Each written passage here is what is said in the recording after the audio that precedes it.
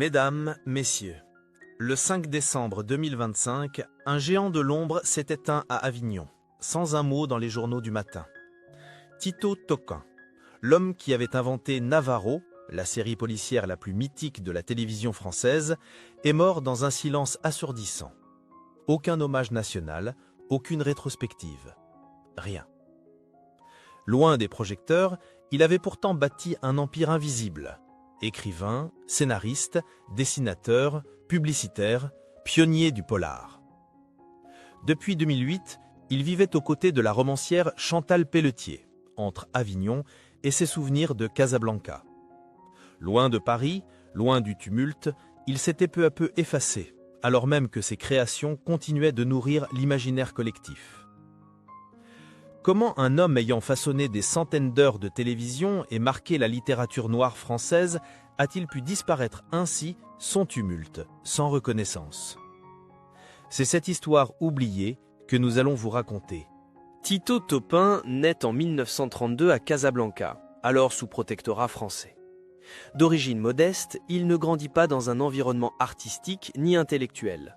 Après des études commerciales qu'il abandonne rapidement, il devient successivement comptable dans une entreprise de fruits, puis retoucheur photo pour des portraits de famille. Rien ne prédestine alors ce jeune homme discret à devenir l'un des artisans majeurs de la culture populaire française du XXe siècle. Après son service militaire, il se lance dans la publicité et fonde sa propre agence. C'est dans ce monde de slogans et d'images qu'il affine son sens graphique, son goût du récit condensé, percutant. Dans les années 1960, il s'installe à Paris, où il entame une nouvelle vie comme illustrateur. Il collabore notamment avec Jean-Yann, dessine des affiches de films, imagine des campagnes publicitaires et développe un style graphique audacieux, souvent ironique, toujours efficace. Sa signature visuelle se distingue, brutale, contrastée, profondément urbaine. Mais c'est l'écriture qui devient rapidement son terrain de jeu favori. Il se tourne vers le roman noir, un genre encore marginal en France, influencé par la culture américaine, mais encore à la recherche de ses propres codes. En 1983, il publie 55 de fièvre, premier volume d'une longue série mettant en scène l'inspecteur Émile Gonzalez.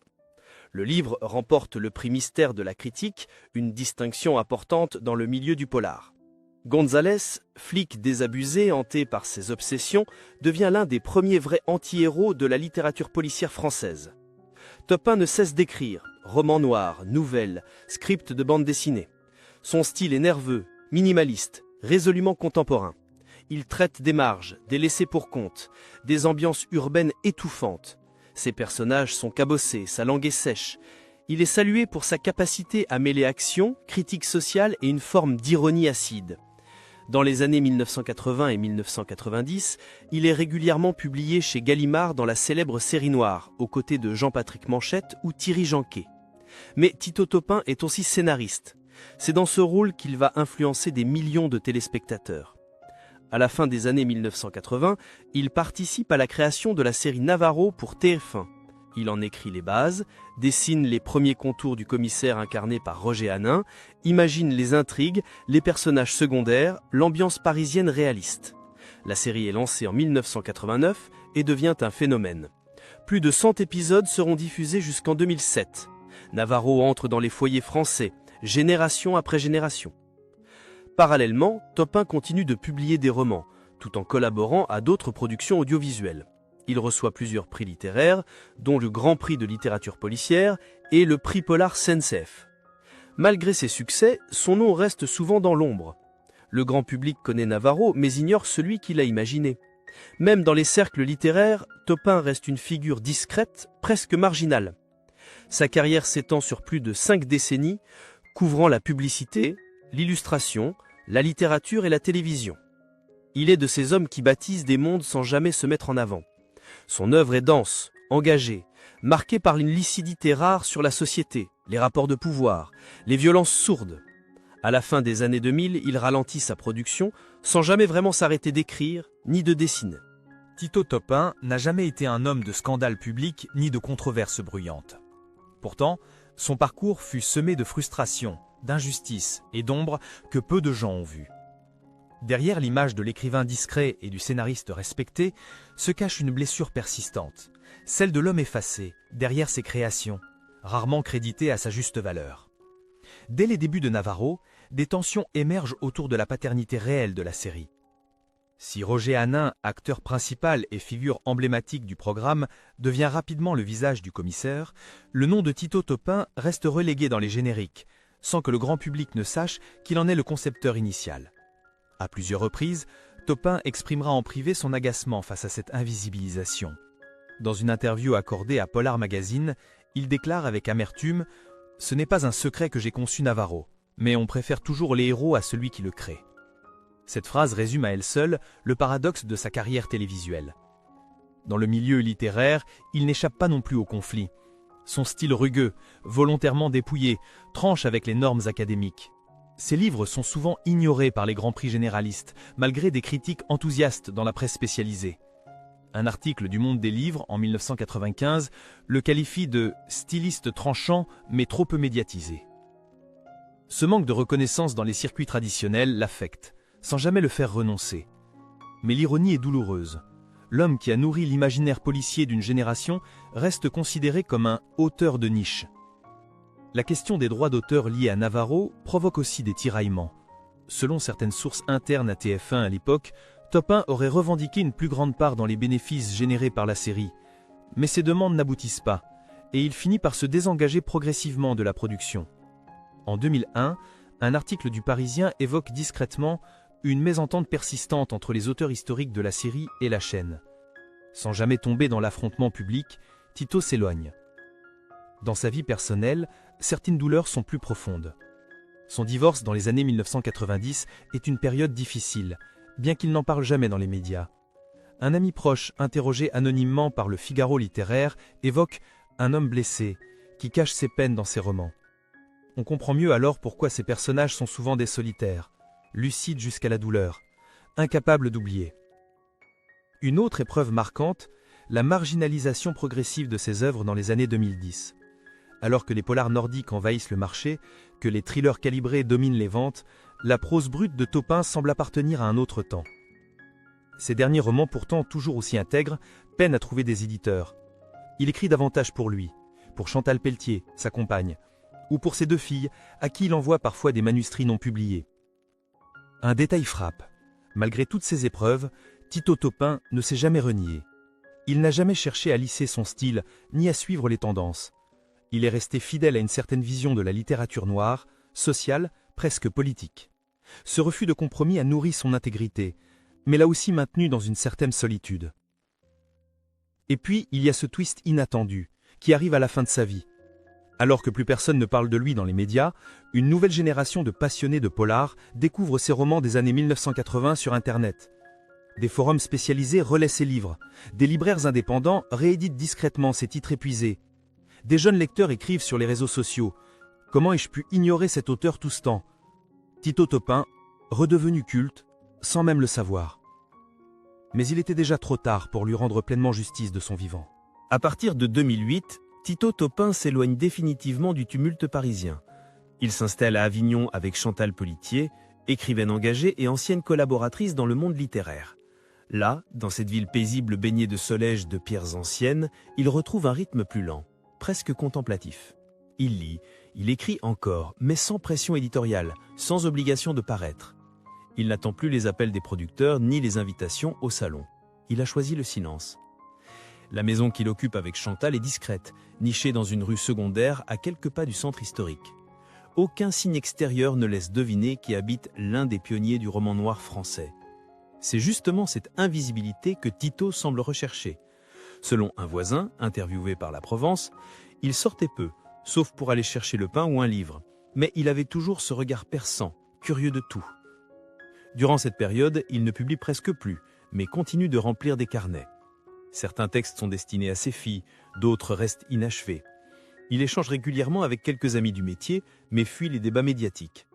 Quand on l'interroge sur l'évolution du polar, il répond sobrement, dans une interview pour l'Humanité en 2015, « Le crime a changé de visage. Moi, je préfère continuer à observer les fantômes. » Une réponse typiquement topinienne, elliptique, poétique, un rien mélancolique. Sa santé pourtant commence à décliner. Dès 2020, il est atteint de problèmes cardiaques chroniques. Il refuse les hôpitaux dans la mesure du possible, préférant les soins à domicile. Chantal Pelletier devient alors son pilier, sa présence constante. Elle gère ses rendez-vous médicaux, le soutient dans ses gestes du quotidien, mais toujours avec discrétion, sans jamais s'exposer dans la presse. Ils étaient comme deux écrivains dans une île, repliés sur une complicité rare, écrit un proche dans un billet publié après sa mort. Ces rares apparitions publiques sont celles où il ne peut se dérober. Un hommage à un vieil ami écrivain à Montpellier, une lecture de texte dans une petite librairie indépendante, une conférence silencieuse au sein d'un centre culturel. Mais même là, Tito reste en retrait. Il refuse les caméras, décline les séances de dédicaces. Il semble vouloir disparaître de son vivant, comme si le bruit du monde ne l'atteignait plus. Le confinement de 2020-2021 posé par la pandémie accélère encore son isolement. Pour lui, cela ne change presque rien, confie un ami. Tito vivait déjà dans une forme de confinement volontaire depuis des années. Ce repli n'est pas une fuite, c'est un choix. Celui d'un homme qui a tout dit, tout écrit, et qui n'a plus besoin de se justifier. La dernière trace publique connue de lui remonte à 2023, lorsqu'un journaliste du Figaro le contacte pour un article rétrospectif sur les auteurs oubliés de la série noire. Il refuse poliment, ajoutant dans un mail « Ce n'est pas que je n'ai rien à dire, c'est que je ne ressens plus le besoin de le dire ». Ces mots résonnent aujourd'hui comme une sorte de testament. Dans son silence final, Tito Topin n'était pas seul. Chantal veillait sur lui, ses filles lui rendaient visite. Mais le monde, lui, avait déjà oublié. Le mardi 5 décembre 2025, Tito Topin s'éteint à son domicile d'Avignon. Il est environ 8 heures du matin lorsque Chantal Pelletier découvre qu'il ne respire plus. Il s'est éteint paisiblement, dans son sommeil, sans lutte, sans appel. Le SAMU, alerté immédiatement, ne peut que constater le décès sur place. Aucun transfert à l'hôpital, aucune tentative de réanimation. Tito était parti. Selon le rapport médical consulté par La Provence, la cause officielle du décès est une insuffisance cardiaque aiguë, conséquence de plusieurs années de pathologie chronique. Il avait 93 ans. Aucun geste spectaculaire, aucune urgence dramatique. Juste un dernier souffle dans la ville qu'il avait choisie pour s'éloigner du monde. Le médecin qui signe le certificat de décès décrit un corps paisible, un homme qui semblait avoir accepté son départ. Ce matin-là, il faisait froid, mais clair à Avignon. La lumière hivernale entrait par les volets entr'ouverts de la chambre. Un carnet reposait encore sur la table de chevet. Il y avait noté quelques phrases à la main, griffonnées la veille. Chantal les lira plus tard, mais sans les divulguer. Elle dira simplement à un proche « Il écrivait jusqu'au bout, comme toujours, avec ce mélange d'ironie et de silence. » Aucune annonce officielle n'est faite dans les heures qui suivent. La presse locale ne publiera une brève qu'en fin de journée. Aucun communiqué de TF1, aucune mention par les grandes figures de la télévision française. Sur les réseaux sociaux, quelques passionnés de polar relaient la nouvelle, stupéfaits. « C'est lui qui avait créé Navarro », écrit un internaute. « Je croyais qu'il était mort depuis longtemps. » La famille refuse tout emballement médiatique. Aucun hommage national, aucun plateau télé. Les obsèques ont lieu dans la plus stricte intimité 2 jours plus tard, au cimetière Saint-Véran. Une quinzaine de proches y assistent. Pas de discours, pas de fleurs protocolaires. Juste une simple boîte en bois clair et quelques mots murmurés par ses filles. Elle dépose un exemplaire jauni de 55 de fièvre sur le cercueil avant qu'il ne descende dans la terre. Une cérémonie discrète, comme la vie de l'homme qu'elle accompagne. Chantal Pelletier, interrogée brièvement par le Dauphiné libéré, déclare « Tito n'aurait pas voulu de tristesse spectaculaire. Il a vécu comme il a écrit, sans effet, mais avec intensité. » Ces paroles résonnent comme l'écho d'une époque révolue, celle des auteurs artisans, des créateurs invisibles. Dans les jours qui suivent, quelques articles lui rendent hommage. Télérama, Libération, France Culture saluent un écrivain essentiel, un pilier discret du roman noir français. Mais l'élan reste mesuré. Tito Topin est mort comme il a vécu ces dernières années, dans l'ombre, mais avec une œuvre immense derrière lui. Personne n'a enregistré ses derniers mots, mais à travers ses livres, ses scripts, ses dessins, il laisse une voix qui ne s'est jamais tue. À sa mort, Tito Topin laisse derrière lui une œuvre dense, plurielle, et pourtant méconnue du grand public. Ses 2 filles héritent de ses droits d'auteur, de ses manuscrits, de ses dessins et de ses archives. Chantal Pelletier, compagne et confidente, hérite de la maison d'Avignon et d'une partie de ses biens personnels. Aucun conflit n'est signalé, aucun litige n'éclate. Tout semble s'être déroulé dans une forme de continuité paisible, à l'image de son départ. Mais l'héritage artistique de Tito Topin reste en suspens. TF1, la chaîne historique de Navarro, ne publie aucun hommage. Quelques maisons d'édition annoncent timidement des rééditions de ses romans. Sur Internet, des lecteurs redécouvrent ses livres, partagent des extraits et expriment leur stupéfaction.